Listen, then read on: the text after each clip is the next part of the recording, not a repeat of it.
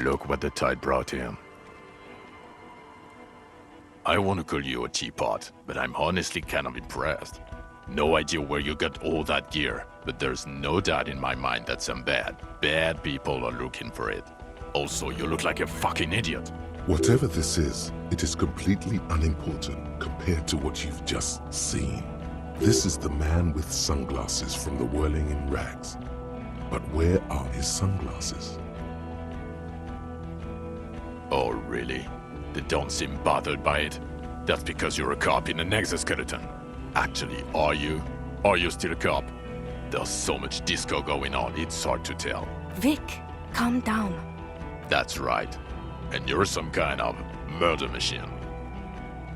We're not forgetting about anything. Look at you. Hello, I'm Trent Heilerstam. I believe we've met on several occasions. I'm your goddamn partner, Jean Vicomar, and this is your special task force. Or what's left of it. Special Consultant Trent Heilerstam, Patrol Officer Judith Minot. Hi. We've come to scrape what's left of you off the pavement. Lieutenant Kim Kisuragi, Prison 57. We've just come from the island, where our investigation led us. The scene is making even him feel as though he has to justify your actions. We might need your help with something later. As if he recalled that he's in fact a decorated police lieutenant and not a naughty boy. But this is clearly a departmental matter, so I'm going to leave you to discuss it among yourselves. It's good to meet you, Lieutenant Kitsuhagi. Letting the lieutenant know he shouldn't feel embarrassed over the shitstorm that's about to befall you. Ari, we want to help you. Trent, I believe this is where you come in? This is the horse-faced woman. I don't know why you named her that, but it was beyond idiotic. You should never address her using those words again. I don't quite know what I'm doing here. I was asked to participate as an expert. I think I need to manage your expectations a little. I'm at best an enthusiast in cognitive science. My background is in something else entirely. I engage in neurology on a merely theoretical level. In fact, I should probably get going. No, Trent, it's too late. You're part of this shit now. What have you got to say for yourself, shit kid? What does he have to say for himself? He left you to catch the bullets.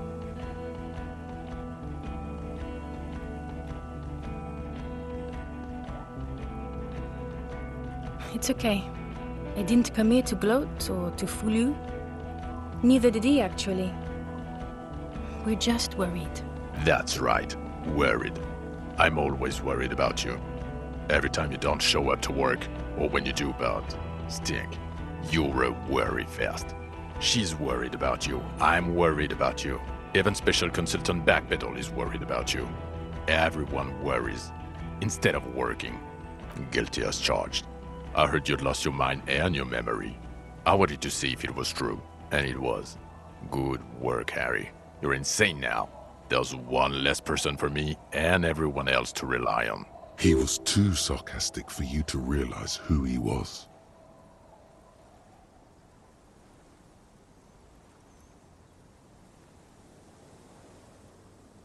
I didn't lie to you. No one lies to you. You were so fucked up on booze you couldn't recognize your own partner. The cafeteria manager you fucked over told us where you went.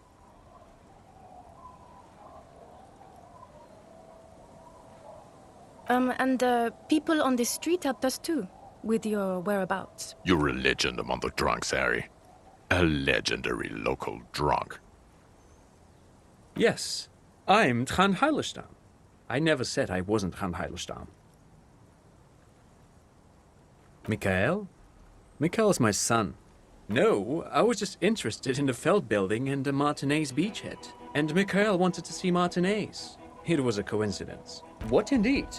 I was asked to share my take on some of the more obscure theories developed in Königstein in the 30s. Like partial psychotraumatic amnesia, group personality theory. He's here to see if you're insane. He is smart. Let's move on. Duped? Hey, here's a brilliant idea. Don't be a morbid drunk and you won't be duped so easily.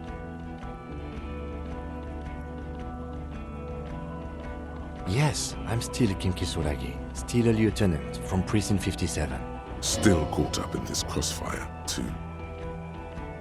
Yeah, Major Crimes Unit, under Lieutenant Dubois and Vicomar. Ring any bells? Refresh your memory? It's a goddamn Major Crimes Unit. There's you, me, Jude, Tron fucking Idlestown, and Guillaume Baby. I'm technically just a civilian advisor. Oh, fuck you. You're part of this shit show. Oh, that's an interesting story, actually. Guillaume Bevy is a police reporter who joined our team. He was really good. Then he left because he lost faith in your ability to lead the unit. Other people have left too. Good, smart people. People we won't get back. Only me and this really patient patrol officer are still here. And Tron because I'm forcing him to stay. It's a Major Crimes Unit. We cleared the desk of cases so Precinct 41 doesn't look like the worst station in town. We are shit tier now, Harry. Because of you. They're your posse, or what remains of it. Hand-picked, hand-lost. The 41st isn't... God damn it, Harry. You told us to fuck off. You said we're cramping your style. Your detective god. Fuck everything. All will burn. Detect or die.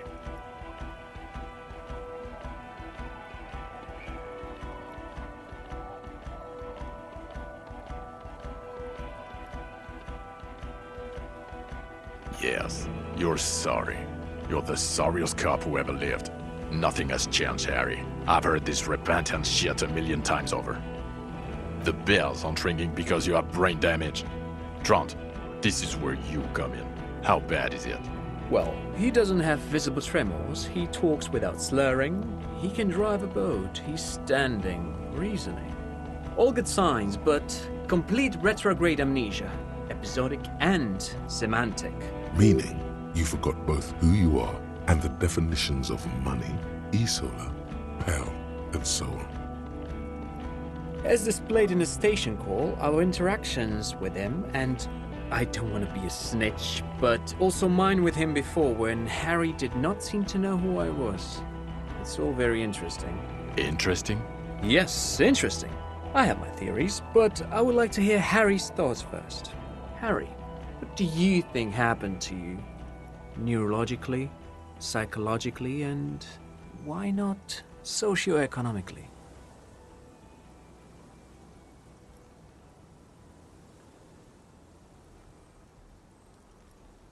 Psychotraumatic amnesia, Trant?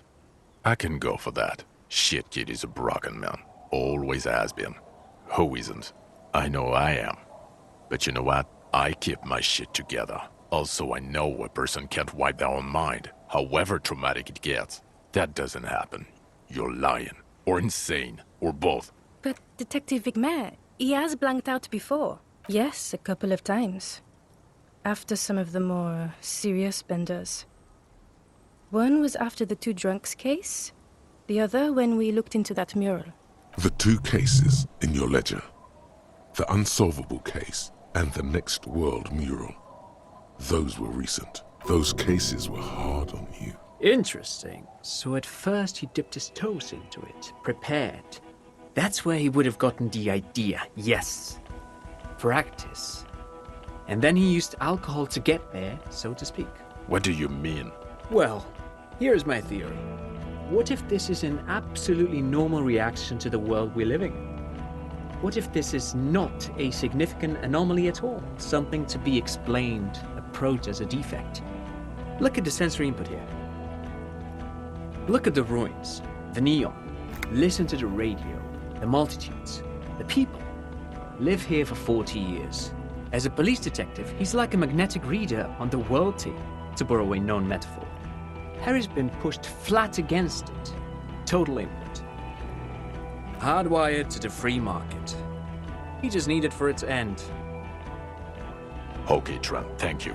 That's absolutely meaningless. I'm glad we brought you. Will he or will he not be able to work in the Major Crimes Unit? Is he a cretin now? I want to know that. He's not a cretin, and he is able to do work. If not in his previous leadership role, then as a line detective. No one even mentioned that. I misphrased my question. It should have been, is he able to put his clothes on and use the body? Or do we need to get him on a disability pension? Now nothing. Now we're just going to stand here. Yeah, just stand there. It's cool. No, now we discuss that.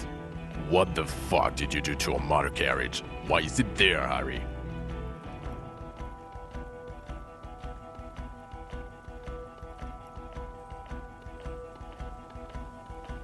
Ha ha ha. Ho ho ho. Tequila sunset. Not sunrise because you're almost dead. So funny, Harry. Thank you for fucking me. Thank you for destroying 45,000 real of police property that's coming out of my payslip. You know that, right? You're gonna get fired. And I'm gonna pay till I die. It doesn't matter. Your badge, Harry. Show me your badge. In a rush to demonstrate your badge, your eager fingers can't sustain a grip on the smooth plastic, and the badge slips out of your hand.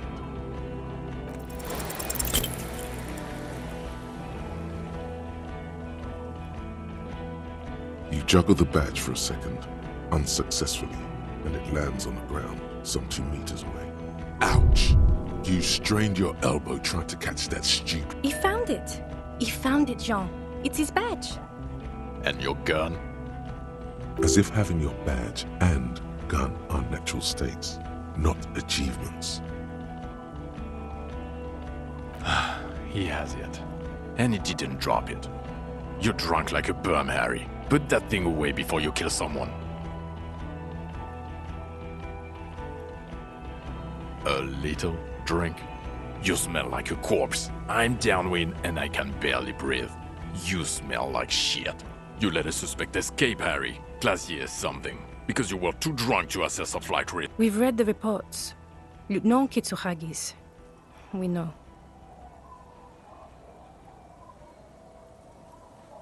Oh, well. If she was nice. I'm not even gonna get into the other suspect. The one who shot herself. In the head. Or the fact that you're Everclear's little peony now. Doing I don't know what for him. That's small-time stuff. That's nothing. That's a humorous anecdote. Compared to the 7 people who were gunned down. The streets are literally red with blood, Harry. It was fucking mass murder. He did everything he could. We did everything we could. The company hired and vetted mercenaries. Lieutenant Dubois got between them and the locals. Here comes the cavalry. He did so at considerable risk to his person. Remember, he was shot. We stopped an execution, not a negotiation. The loss of life was minimal compared to what it could have been. Detective, it's better if I do that. It's so much better if he does this. 1,000,000 times better. Thank you for the input, Lieutenant Kitsuragi. I didn't mean to suggest you didn't handle the situation.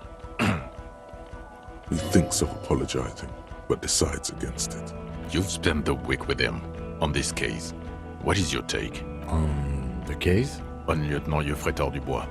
Well, the drinking, the lost gun, also losing his badge, that's all true. And he's been drinking on the job. The man sighs deeply. Then there's the self-flagellation issue.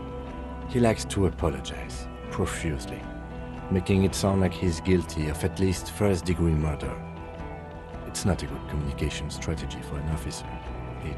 It's just strange, especially in light of his political views.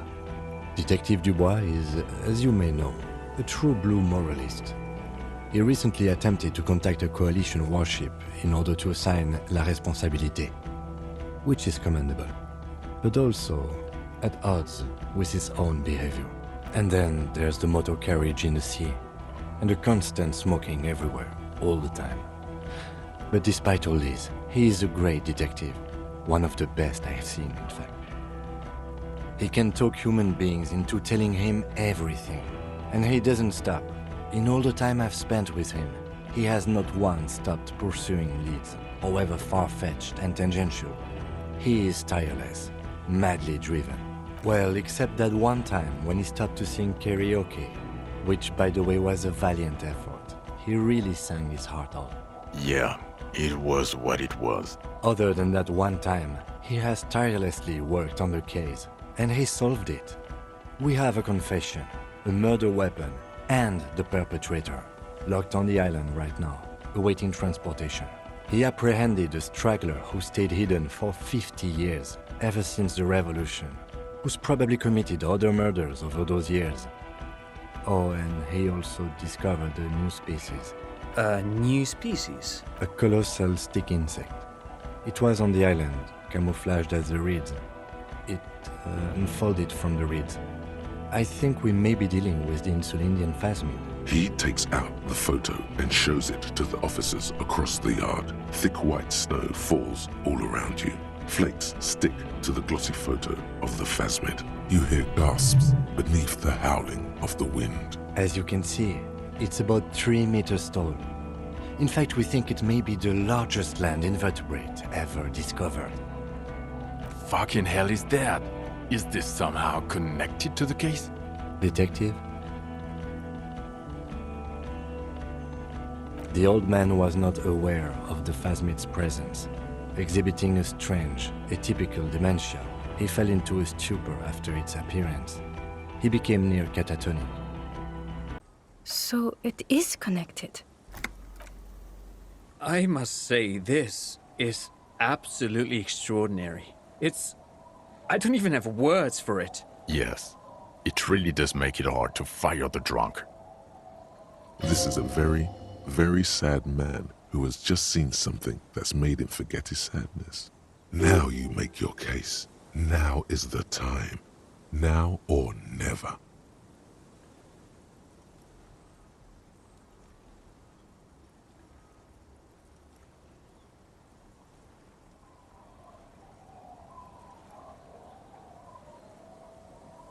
Lilianovich.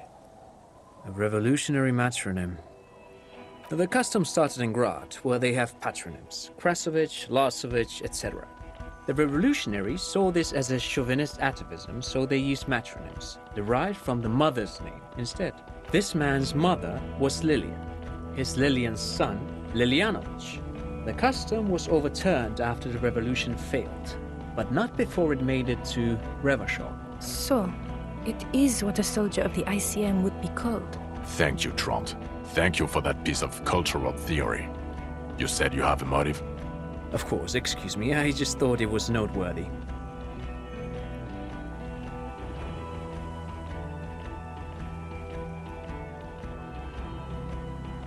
Jealousy.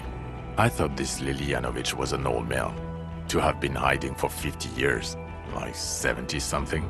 A strange psychosexual fixation, aggravated possibly by proximity to the phasmid and its chemicals. He himself gave a political reason, said he had killed an enemy combatant.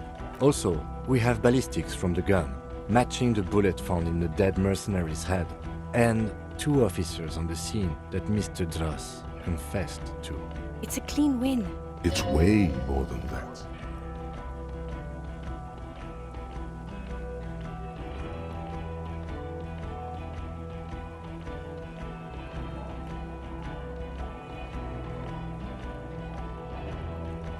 Perfect folding mechanism. Get over yourself, Harry. I can still smell the booze on the wind.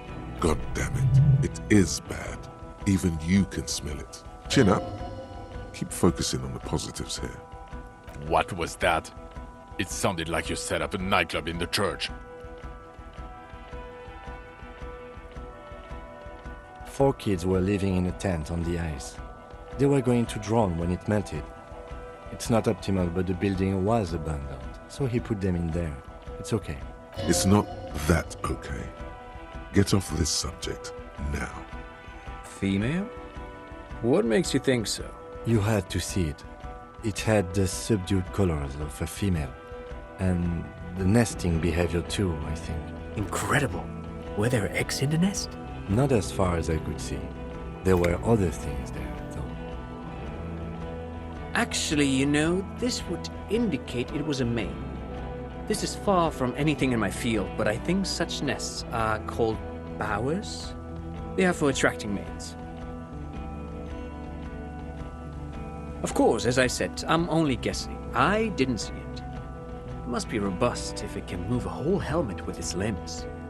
As in cloning itself? What makes you think so? Then it wouldn't matter if it's male or female. The bower would just be rudimentary behavior from before the parthenogenetic mutation. That makes sense. Yes. Very interesting.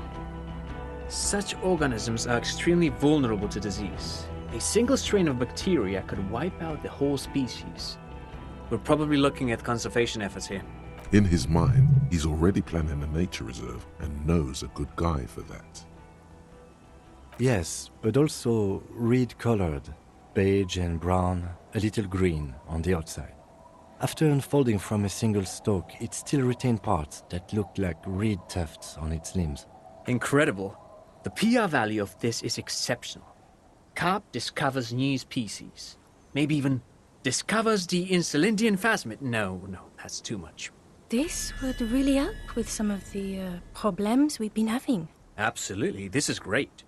This does not say vigilante murderers to me at all. This says science, news, human interest. You know, it's a really good thing you have that photo. Without it, You're doing good here. Perhaps only for a moment, but still. Quit while you're ahead? Or no? how? It seems to be ongoing.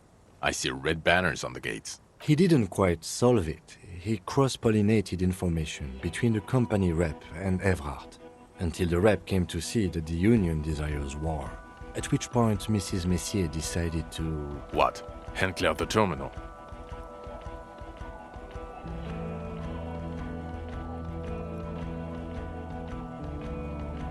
You bet it was. Sounds to me like you got played by Claire.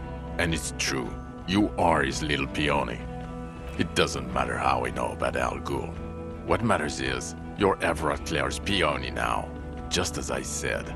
He's a mob boss, did you know? It's not quite like that. The move allowed us to stabilize things here. It was not bad for Martinez, and we don't owe anyone anything. Okay. Silence. Good. The man doesn't know what to say. Yes. Fallen through a gap in a boardwalk. Drunk. The body was transported to Precinct 41, our morgue. I had Tilbrook and Mullins take care of funeral arrangements and family stuff. You're not the only cop in the world, Harry. This all comes back to us. Still, good work with the missing person, Detective. It's still a point for you. No denying it. I don't know what a doomed commercial area is. Why? That's not what you were supposed to do here. There was a possible witness in there, and it was close to the crime scene. He was just chasing a lead and ended up advising a local shopkeeper. It was okay. Of course. Call it community outreach, right? Dodged the bullet there. For a moment it seemed like you were just wasting time. I don't want to, but you discovered a new species and solved the murder. So I have to. Jude, Honestly, anything that ends this trial is okay with me. But he's been drinking, she thinks. This is exactly how he gets out of this every time. It's bad for him, but... Agreed. The public relations potential of this is too valuable to let go. okay. We have vehicles in the square, and the perpetrator needs to be taken into custody. Let's go. Now you will finally get to know who you are. The man looks westward, impatiently, jingling his car keys in his pocket. No. You're too unstable to work for a mob boss. You're suicidal, Harry. No mob boss would take you. I assure you, I wouldn't consult for a corrupt unit. He would immediately backpedal out of it. I told you it's not that bad. Us? We're the bloody murder station, haven't you heard? We're the bad guys. No one likes us. That's not true. Jamrock is too big for one precinct.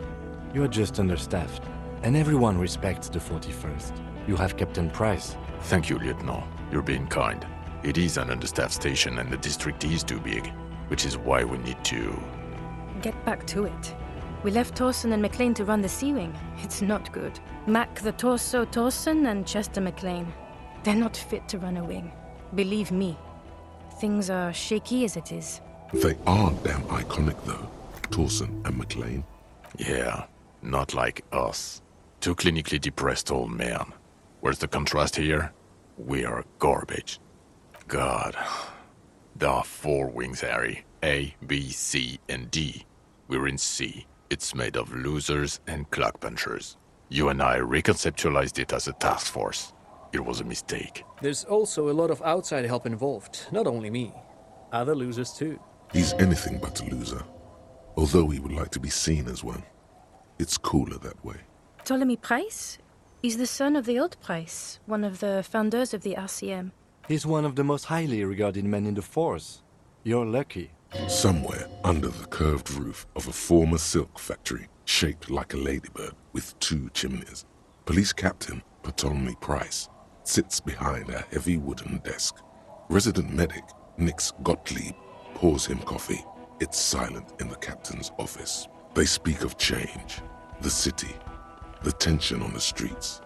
They speak of the events of April and the blood on the streets in May. So he remembers that. Yes, there may have been a raid on some churches. It wasn't good press. Shooting up churches never is. I was out of town, to be clear. Our enemies were hiding in a church, to the best of our information. That's it. I'm not talking about this anymore. Your security clearance is shit tier right now. You have to wait for it to go up. He means it. The RCM and its enemies will not be discussed on this coast.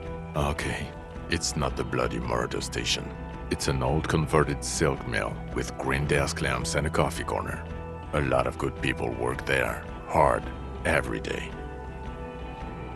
Jamrock is the largest ghetto in Rivershoal. Faubourg, technically, but it's divided into 11 districts. Jamrock only has us. The press will blow over. Jamrock is lucky to have you, and it's often considered to be the greatest of the districts. You're lucky to have it. Thank you again, Lieutenant. It's not a mystery. Some chick fucked you over. Also, you were drunk. You really went with it too. Really maximized the damage. Dubois? It was Dora Engelund, I think. You've said her name, but you weren't married. You were engaged. No one is married anymore. This is Revachol. God, I don't know. 6 years ago, she was way before my time. 6 years and you haven't gotten over it. What the hell is wrong with you?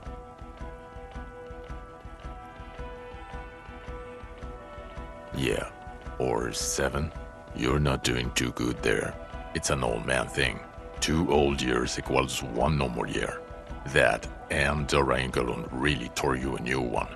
A big one. Incredibly bangable. Extremely fuckable, Harry. Gorgeous. A gorgeous bourgeois woman. Wayfish. Like a Welkin, basically. Snow Welkin. Blonde Welkin. Heartbreak Welkin. Pain Welkin. I've only seen a picture, but it's obvious you formed a real spiritual connection with how pretty she was. One you never recuperated from. Look, the sun is about to go down. It's time to go home. I think she taught in the Académie des Arts, east of the river. Way east. Hard to say which came first, the middle-class chick or the drink. Egg and the chicken kind of thing. My point is, you need to see a psychiatrist about this shit. Not a psychologist. Several degrees harder. Is there something harder than a psychiatrist? A forensic psychiatrist? Go talk to that. In other words, he's heard enough about this. Who are you? You're a gym teacher, Harry. Well, obviously you're not a gym teacher anymore, but... Before you were a cop, you were a gym teacher in Coron. It's getting really cold outside. Should we maybe... You haven't told us about that. You just told us about being a gym teacher.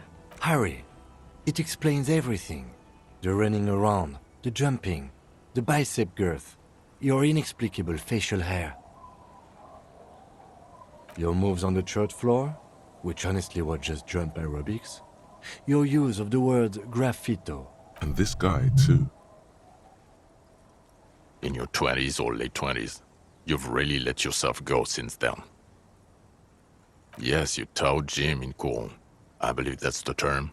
Taught gym at a high school. You were a high school gym teacher. The smell of sweat and glue. the worn floorboards. High school. Harry, your goings-on with Kuno, Andre, Assel, the whole thing on the ice. That's why you are so juvie. His smirk suggests barely contained laughter.